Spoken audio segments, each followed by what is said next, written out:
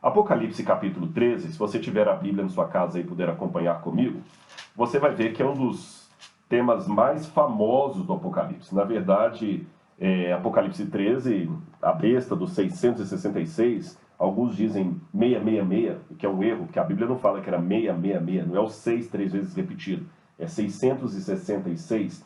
Isso tem um significado exegético. A besta do Apocalipse já virou tema de filme, de terror, já virou tema de música de rock, se não me engano, Led Zeppelin tinha um disco, 666. Mas o que significa mesmo essa besta? A rigor, eu não vou ler todo o capítulo aqui, depois você pode ler com calma na sua casa. A rigor, João descreve aqui o surgimento de dois animais. Eu vou mostrar para vocês o primeiro deles, que está bem aqui nesse slide. Eu vou pedir ao Chaves para colocar. Esse primeiro animal que aparece para vocês aí, até eu coloquei apenas para servir de ilustração, isso aqui é uma tapeçaria do século XII, feita na França. Então você vê ali o apóstolo João, perto da torre aqui, com trajes bem anacrônicos para a época que eu digo do primeiro século.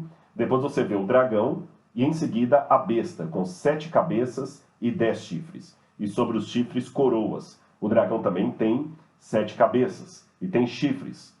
E o dragão entrega o seu poder à besta, que é um animal, um monstro que sai do mar. Esse monstro que sai do mar, ele pode ser melhor descrito aqui, eu vou passar o próximo slide. Essa ilustração está melhor. Você vê que é um leão, ela tem aparência de leão, boca de leão, ela tem uma parte também como se fosse um leopardo, lembra os animais de Daniel, capítulo 7, e patas de urso. E o apóstolo João explica que essa besta, ela cuidaria em blasfemar contra o céu, ela falaria com arrogância contra o céu, e ela também tem um poder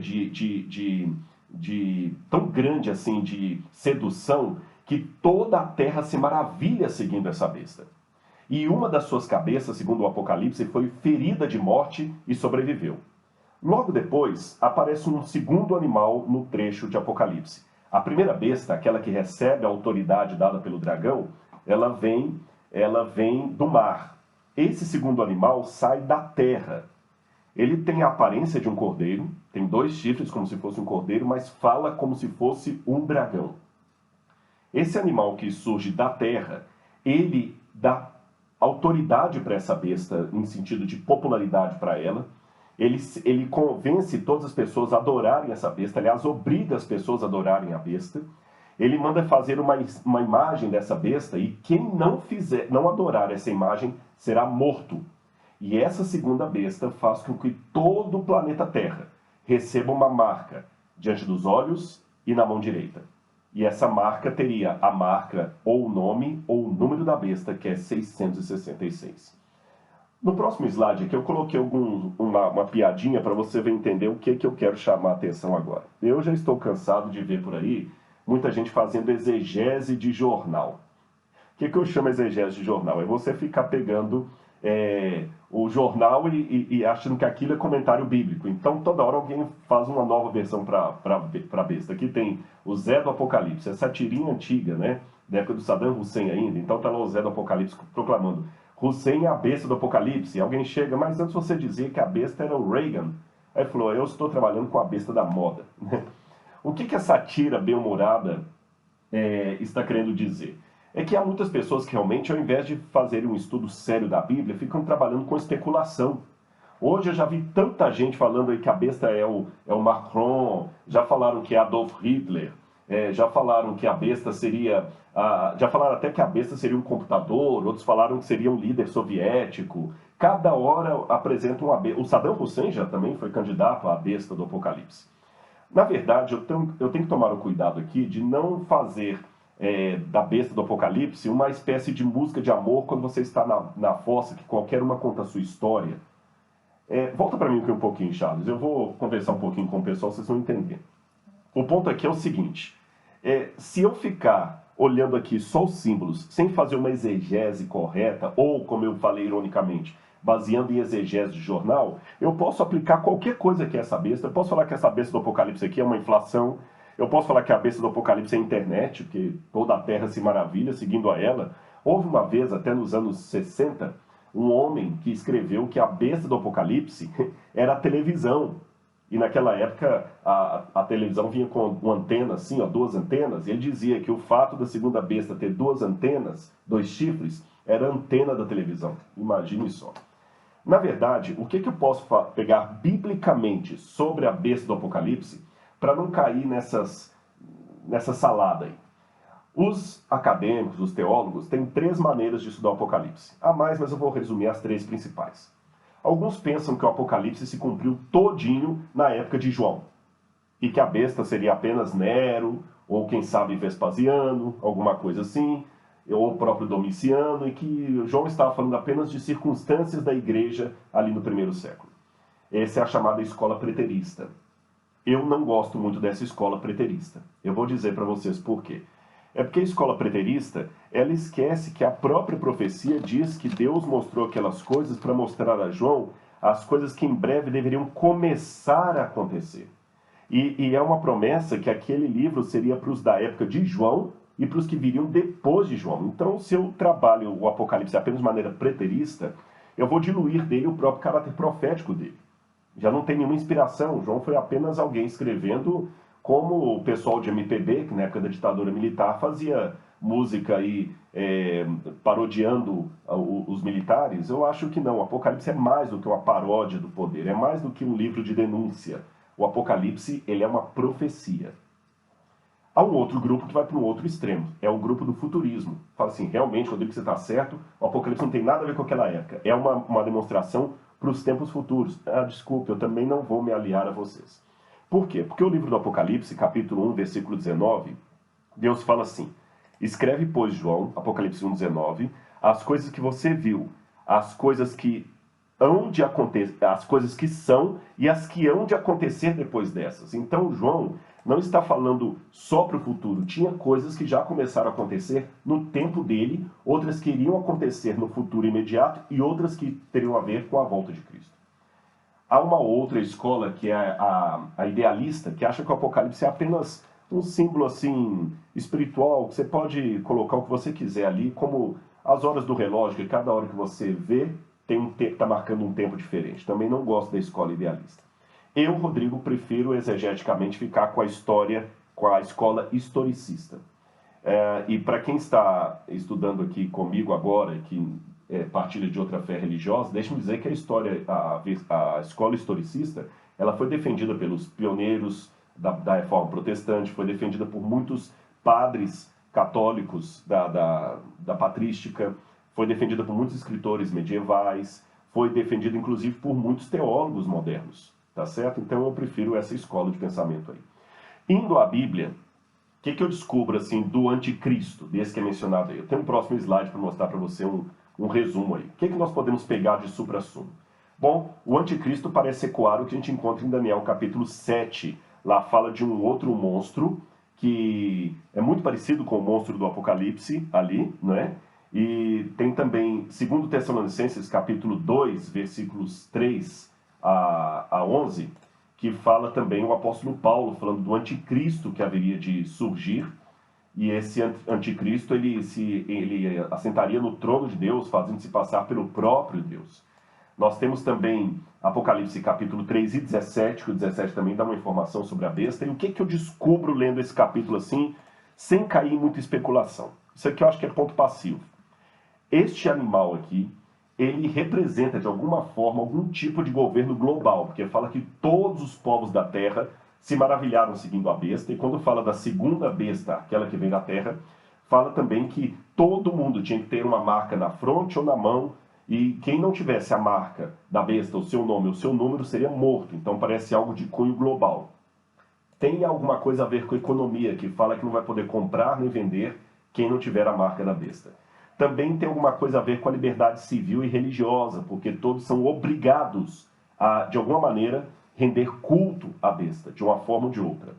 Também demonstra que é um poder carismático, porque de um momento a Terra se maravilha seguindo a besta, então parece que ela vai solucionar algum grande problema mundial. E, finalmente, também é um poder apóstata. O que é apóstata? A palavra apostasia, em grego, significa ruptura de uma aliança, quebra de um acordo. É o nome que se dá para todas as vezes que o povo de Deus trai a aliança de Deus. E Paulo falou que a volta de Jesus não aconteceria sem que primeiro viesse a apostasia e fosse revelado o filho da perdição. Então essa besta do Apocalipse, ela tem alguma coisa a ver com o cristianismo. Voltando aqui para mim agora, eu quero trabalhar melhor esse conceito para vocês. Vou sair do slide agora. Se a besta do Apocalipse tem alguma coisa a ver com o cristianismo, que é um poder apóstata, então eu não posso colocar aqui a besta como sendo a Rússia ou a antiga União Soviética. Não pode ser a ONU, não pode ser o budismo, nem o shintoísmo, nem o islamismo, porque o islamismo não se apostatou da verdade de Cristo. O apóstata é algum movimento que um dia pertenceu à verdade e rompeu com ela. Isso que é apostasia. Alguém que já nasceu no erro não pode ser chamado de apostasia. Então, esse animal aqui, lendo o Apocalipse, você vê que ele parece muito com Cristo, ele é uma paródia de Cristo. Por exemplo, no capítulo 4 de Apocalipse, o capítulo 5... Picotou o áudio. Ah, tá certo. O áudio deu... Eu vou voltar um pouquinho aqui.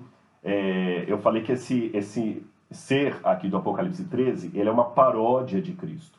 Você vê que no capítulo 4 e 5 de Apocalipse, você vê o Cordeiro, que está no trono de Deus. O Cordeiro recebe o trono de Deus e senta no trono com Deus, e recebe a autoridade que lhe é dada por Deus.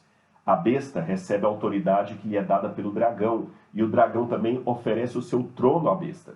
O cordeiro, que representa Cristo, é visto por João como sendo um cordeiro imolado, esfrazo, que é o nome que está em grego, ele tem a sua jugular cortada, mas estranhamente o cordeiro está vivo, porque ele ressuscitou. A besta, da mesma maneira, ela tem uma das suas cabeças cortada, ferida de morte, mas ela está viva. Curioso isso. O Cordeiro de Deus tem o selo de Deus que ele coloca na fronte dos 144.000. A besta tem a marca que ela coloca também na fronte e na mão direita. Então ela parece uma paródia realmente do Cordeiro de Deus. Aliás, é interessante, até quando fala que ela coloca a marca na fronte ou na mão, eu quero mostrar para vocês uma coisa curiosa aí. Se alguém for para Israel algum dia, vai ver uma foto muito parecida com essa aí.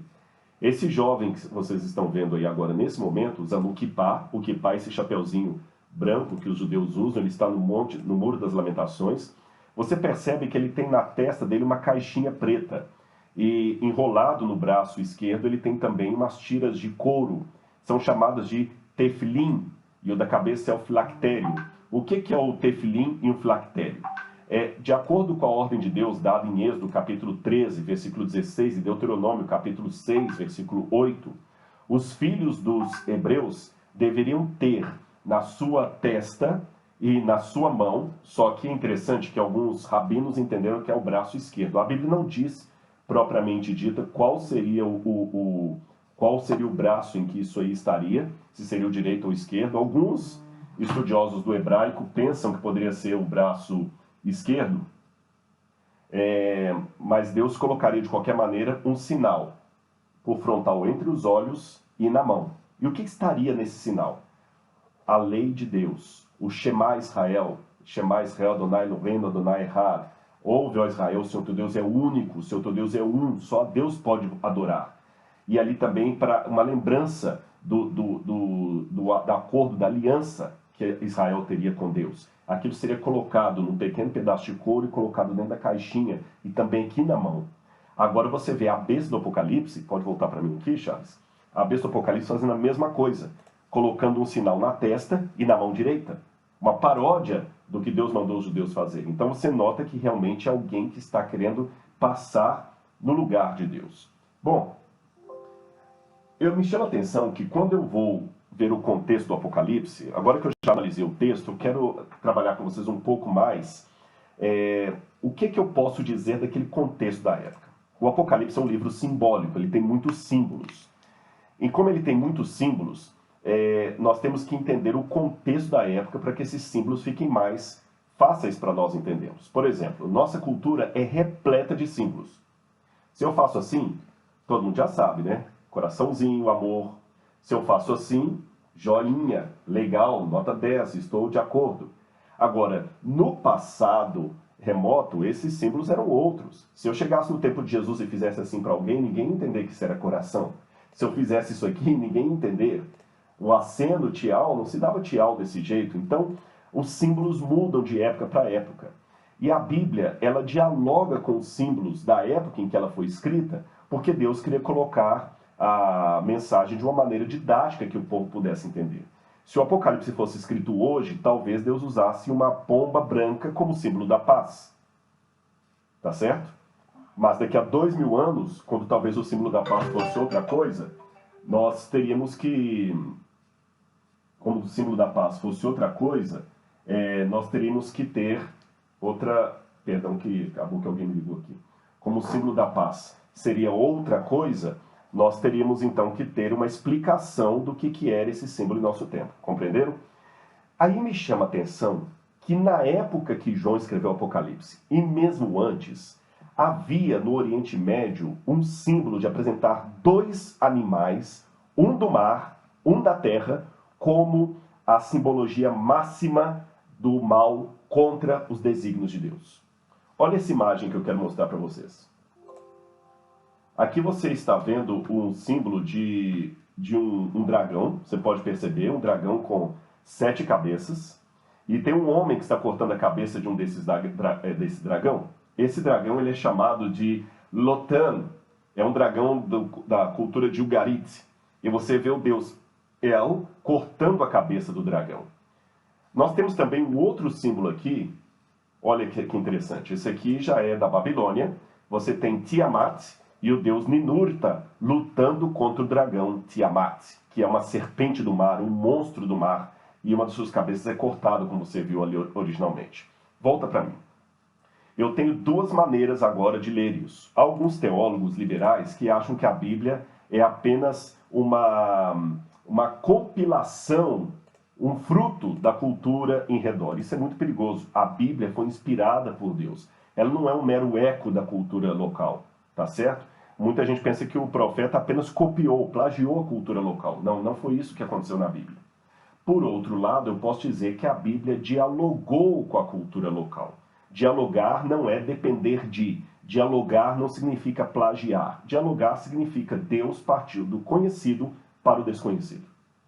E posso até trabalhar com a hipótese que essa tradição de interpretar dois animais como sendo o símbolo máximo das trevas contra o desígnio de Deus, já vem desde a época patriarcal, quem sabe passado até de Noé para os seus descendentes, e os povos pagãos que também saíram dali, acabaram pegando carona naquilo ali, deturparam, mas alguns símbolos continuaram.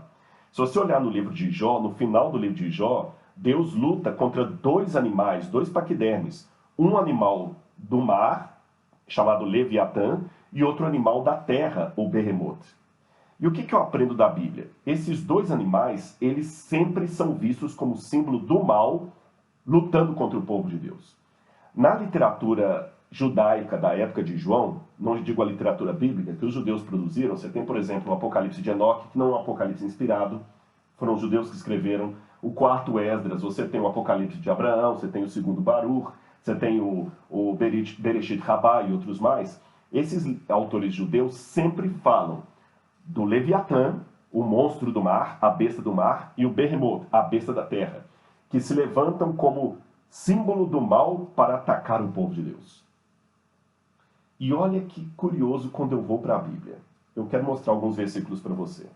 Quando eu vou para Isaías capítulo 30, versículos 6 e 7, ali eu descubro um oráculo contra o Egito. E olha como Davi chama o Egito e o rei do Egito. Oráculo contra a besta do sul. Pois o Egito os ajuda em vão, pois nenhum fim, e para nenhum fim, pelo que tenho chamado besta, Raab, que não se move. Raab não confunde lá de Jericó, Raab é um nome hebraico que significa o exaltado, o arrogante. Olha Jeremias, a mesma coisa, quando vai falar de Nabucodonosor e a Babilônia. Nabucodonosor, rei da Babilônia, devorou-nos, tal como a besta do mar, ele nos engoliu, e encheu seu estômago com nossas finas comidas, e então nos vomitou. Jeremias 51, 34. Olha também Isaías 51, verso 9. Desperta, desperta, veste de força o teu braço, ó Senhor. Acorda como em dias passados, como em gerações de outrora. Que despedaçaste o monstro dos mares, Raabe, o arrogante, que traspassaste aquela serpente aquática, Tanim, em hebraico. Olha mais essa passagem aqui também, do Isaías 27, verso 1. Naquele dia o Senhor castigará com a sua dura espada, grande e forte, o Leviatã, a serpente veloz, e o Leviatã, a serpente tortuosa, e matará o dragão que está no mar. Aqui Isaías está falando contra a Babilônia. Nós temos também Salmo 87, verso 4, farei menção de Raabe e de Babilônia àqueles que me conhecem. Pode voltar para mim aqui. A Bíblia também fala do rei de Tiro como sendo um símbolo do diabo. Do que eu aprendo tudo isso? Repito para ficar bem claro. A Bíblia não plagiou a mitologia em redor, tá certo? Mas eu posso aceitar que a Bíblia dialogou com símbolos que faziam parte do imaginário do povo que vivia no Antigo Oriente Médio. E nesse imaginário, tanto em Israel como fora dele, o símbolo máximo das trevas era visto como sendo dois animais. O especial, o maior, que era um dragão ou serpente do mar, com 7 cabeças, segundo o Garet, e um da terra, que era o Behemoth. E a segunda coisa que eu aprendo dos profetas é que em toda a literatura bíblica, esses animais são sempre símbolos de reinos, de impérios que se levantam contra a verdade, contra Deus e contra o povo de Deus. Isto então, quando eu vou para Daniel, se torna ainda mais claro quando Daniel fala que o quarto animal terrível e espantoso era um quarto império que se levantaria na terra contra o povo de Deus. Então não precisa ir muito longe para entender que a besta do Apocalipse, cap 13, as bestas, são na verdade algum tipo de força de governo mundial. Esse é o ponto. E apóstata. Agora, a pergunta que falta para fechar isso aqui é qual era o grande opositor do povo de Deus no passado, na época do apóstolo João. Porque eu mencionei aqui Isaías chamando o Egito de a besta do Neguev, ou a besta do sul, e também chamando Nabucodonosor de a serpente do mar. Qual era o inimigo de Deus, do povo de Deus, na época de João? Muito simples. Roma. Se você perguntar a um judeu hoje qual que é a parte mais trágica da história do povo de Israel, esse judeu vai responder sem pensar duas vezes o holocausto nazista da Segunda Guerra Mundial. Porém, se você fizesse essa pergunta antes da Segunda Guerra Mundial, o judeu responderia: a parte mais triste da nossa história foi o cativeiro da Babilônia. A Babilônia levou o povo para o desterro, queimou o templo, destruiu Jerusalém. Foi tão traumática o que eles passaram na Babilônia, que Babilônia se tornou símbolo de todo o mal contra o povo de Deus e contra as verdades de Deus. Tanto é que na época do Novo Testamento, outros autores judeus que conviviam junto com João, já falei com você aí, e até na época também do Talmud, sempre chamavam de Babilônia o inimigo do povo de Deus. E eles usavam o nome Babilônia para apelidar Roma. E os primeiros cristãos, pais da igreja, estou falando Tertuliano, Irineu, Hipólito, só para você ter noção, escreveu um dos mais antigos comentários de Daniel e Apocalipse. Ele tem alguns trechinhos do Apocalipse, está perdido, mas temos alguns fragmentos. Hipólito foi discípulo de Policarpo, que foi discípulo de João. Irineu também foi discípulo de Policarpo, que foi discípulo do apóstolo João. E esses primeiros pais da igreja aí, que tinham acesso a informações que hoje eu não tenho, diziam que o anticristo, que a besta do Apocalipse, era o Império Romano. Aí você pode falar assim: espera aí, Rodrigo, agora eu não entendi uma coisa. Se era o Império Romano, como é que você falou que não aceita o preterismo? Então quem fala que o Apocalipse era para o passado está certo. Eu espero um pouco. Lembra que João, no capítulo 17, ele vai descrever essa besta como sendo aquele que era, não é, mas haverá de ser. E essa alcunha era dada para a Babilônia, porque Babilônia no passado, na época de Hammurabi, era uma Babilônia forte, depois ela perdeu o poder para os assírios e voltou na Neobabilônia de Nabucodonosor. Então ela era, não é e passou a ser. E quando Paulo vai falar do anticristo, em 2 Tessalonicenses, eu quero até ler essa passagem com vocês aqui, 2 Tessalonicenses, essa não está no slide não, capítulo 2, olha o que Paulo diz aqui, quando ele fala do homem da iniquidade, o anticristo. Capítulo 2, verso 7, Paulo fala assim: porque o mistério da iniquidade já opera. Então já existia o anticristo na época de Paulo. E aguarda somente que seja afastado aquele que agora o detém. Então será revelado o iníquo. Então Paulo, depois se você ler o capítulo 2 todo de 2 Tessalonicenses, você vai ver que Paulo já falava que o anticristo já operava na época dele, mas não estava revelado ainda. E qual era o grande opositor do povo de Deus? Era Roma. E quando João fala no Apocalipse 17, ele mostra o símbolo máximo do povo de Deus, que é a igreja, a mulher, ele mostra a mulher se juntando com a besta do Apocalipse. E no capítulo 17, ele vê essa mulher sobre muitas águas, sentada ali junto à besta do Apocalipse, e ali diz, no capítulo 17, a mulher que viste, que está assentada sobre muitas águas, ela também se assenta sobre 7 montes, que também significam 7 reis. Eu não vou falar sobre os 7 reis agora, mas eu quero me deter o fato que a mulher se assenta sobre 7 montes, diz o Apocalipse. E essa mulher é a cidade que domina sobre os reis da terra. Apocalipse capítulo 17, depois você pode conferir na sua Bíblia aí. Apocalipse capítulo 17, versículo 18. A mulher que viste a grande cidade que se assenta sobre os reis de toda a terra e que está assentada sobre 7 montes. Agora eu quero mostrar um slide para você. Olha essa moeda aí de Vespasiano, que ainda circulava na época de João. Vespasiano foi o que destruiu Jerusalém no ano 70. Depois veio Tito e terminou o trabalho. Você vê a arrogância de Roma, onde o imperador de um lado da moeda, ele é chamado de Augusto, Cesare, Vespasiano, filho de Deus, Deus, divino. E do outro lado, você tem uma mulher sentada sobre 7 montes e chamada de Roma. Percebeu? A mulher que domina sobre os reis de toda a terra. Então, o que eu posso aprender até aqui? Pode voltar para mim aqui, Charles. Quando eu vou nos primeiros pais da igreja, Irineu, Hipólito, Justino eu estou em dúvida. Eu sei de Irineu, Hipólito, eu citei aqui Jerônimo, Tertuliano, Jerônimo. Todos esses diziam unanimemente que a besta do Apocalipse era o poder de Roma. Quando veio a Reforma Protestante também entendeu que foi um grande desastre quando a igreja se juntou com Roma. Isto acabou trazendo um grande problema doutrinário, de perseguição, porque a igreja que antes era perseguida por Roma, ela passou a perseguir durante a Idade Média e outras coisas mais. Então, de alguma maneira, irmãos, esse animal terrível e espantoso aqui é uma união desastrosa do cristianismo com o Império Romano, como aconteceu na época de Constantino.